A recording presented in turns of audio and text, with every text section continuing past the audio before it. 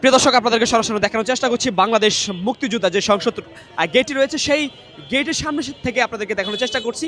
কিছুক্ষণ আগেই বিগত 7টা বাজে কিন্তু আসলে এই জায়গা থেকে আসলে একটি ককটেল পরে যে একটি ছেলে সিয়াম নামের সেই ছেলের মাথার উপরে কিন্তু একটি ককটেল পড়ার সাথে সাথে কিন্তু সেই ছেলেটি এখানে মৃত্যুবরণ করেন। আমরা যেটি লক্ষ্য করেছি যে আসলে সেই ছেলেটির বয়স ছিল 19 বছর এবং আমরা যতটুকু জানতে পেরেছি যে সেই ছেলেটি আসলে এখানে একটি কাজ করতেন। সেই জায়গাতে আসলে চা খাচ্ছিলেন। সেই চা খাওয়া অবস্থায় কিন্তু আসলে মাথায় একটি ককটেল পড়ে এবং সেই জায়গাতে সে স্পট ডেড হয় এবং আমরা এর পরবর্তী দেখেছি তাকে সেনাবাহিনীরা কিন্তু এই জায়গা থেকেই ঠিক এই জায়গা থেকে আসলে নিয়ে যাওয়া হয় এবং আমরা যতটুকু দেখেছি যে আসলে তার স্বজনরা অর্থাৎ তার মা বাবা এবং আত্মীয়স্বজন যারা রয়েছেন তারাও কিন্তু এখানে এসে অনেকটা আহাজারি করছেন এবং আমরা দেখেছিলাম যে আসলে তাদের কান্না এবং তাদের হৃদয় নিন্দ্রণ যে কান্না, বুক ফাটা কান্না আমরা তাদের দেখেছি যে এবং বাংলাদেশে যেই ঘটনাগুলো ঘটেছে সেই ঘটনার জন্য দায় কে এবং এই দায় কে নিবে, কে তাদের পাশে থাকবেন এবং আমরা যেই সিএমটি আসলে এখানে মারা গিয়েছেন আমরা যতটুকু জানতে পেরেছি সেই ছেলেটি আসলে ছিল তাদের সংসারের একমাত্র আয়ের উৎস এবং বাবাটি ছিল হচ্ছে রিক্সা চালক এবং খুলনা থেকে আসলে ঢাকায় তারা 2 বছর আগে এসেছিল। সেই ছেলেকে আসলে আসলে সংসার চালানোর দায় আসলে লেখাপড়া করাতে পারেননি।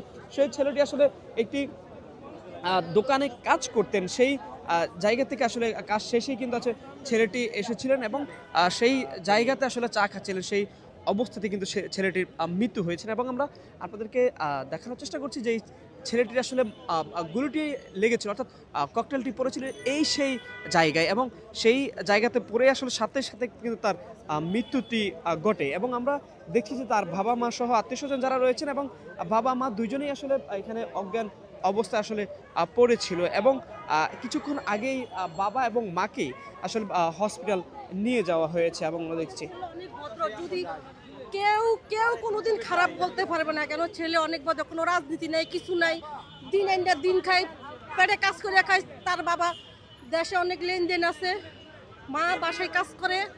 তার জন্য মনে করেন যে ছেলেটি এখানে কাজে দিছে, কাজ করে। কারোর সাথে কোনোদিন উল্টা ঝগড়া পগড়া আমরা কিছু দেখি না, বুঝছেন? ঝগড়া বিপদ কারোর সাথে দেখি না। কেন ছেলেটা আমাদের বাসার লগে থাকে, বুঝছেন? আমরা সবাই এক জায়গায় থাকি, আমাদের বাড়িওয়ালা আছে। আপনারা চাইছে এটা করতে পারেন। এই যে আমার এক বড় ভাই, জিজ্ঞেস করতে পারেন।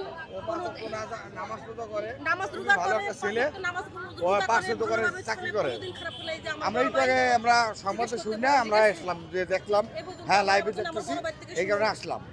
আমার খুবই কাছের লোক কিছুজন, আমার বাসার আমার রুমের সামনে।